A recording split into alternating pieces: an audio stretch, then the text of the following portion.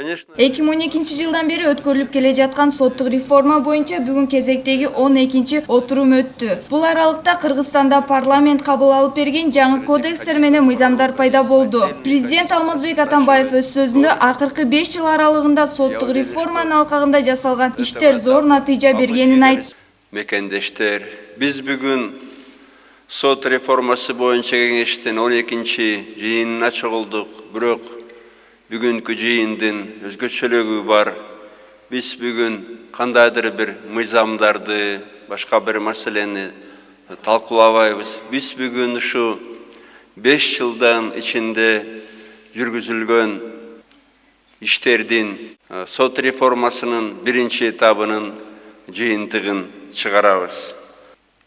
Өлкөнүн туруктуу өнүгүү стратегиясын иштеп чыгарып атышканда,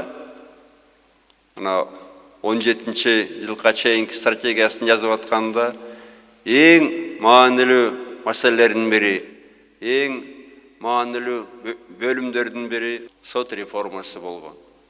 Президент ошондой эле сот системасы бүгүнкү күндө да мамлекеттик түзүлүштө көйгөйлүү маселелердин бири болуп калып жатканын белгиледи. Ошон үчүн өкмөттө сот системасын түп тамырынан бери реформалоо башталган. Ал акырындык менен жемишин бере баштады. Бул өзгөртүүлөр соттук кызматкерлердин адал эмгеги аркылуу жүргүзүлгөн. Аларды өлкө башчы бүгүн ардактуу сыйлыктар менен сыйлады.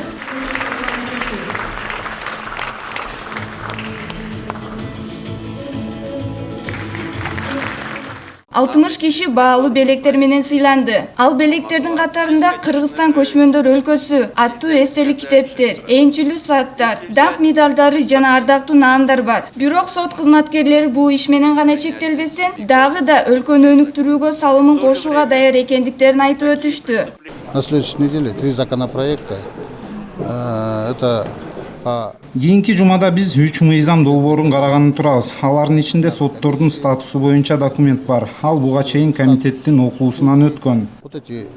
Вот такие 3-4 закона есть. Бир чакырым жол бир кадамдан башталат. Бул сөз менен Алмазбек Атамбаев соттук реформада биринчи кадам жасалгандыгын белгиледи. Ал 3 багыт боюнча жүрүп 5 жылдык убакытка созулган. Ал багыттар: соттордун кадрдык потенциалын күчөтүү, мыйзамдык базаны өркүндөтүү, каржылоону жакшыртуу жана сот системасын материалдык, техникалык жактан камсыздоо. Жүргүзүлгөн реформанын потенциалы тууралуу Бириккен Улуттар уюмунун туруктуу координатору пикирин билдирди.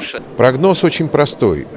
Значит, первый шаг сделан. Болжол абдан жөнөкөй. Биринчи кадам жасалды. Планды толук ишке ашыруу үчүн ушул сыяктуу экинчи, үчүнчү жана башка кадамдарды жасап өтүү керек. Мен бул кадамдарды жасоого адамдардын жана өлкөнүн саясий эрки керек деп ойлойм. Эти шаги сделать.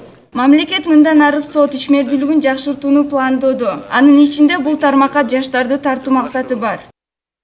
Перизат Куттубекова, Нурдан Карытбеков, Пирамида. Иш алдыда абдан көп, бирок биринчи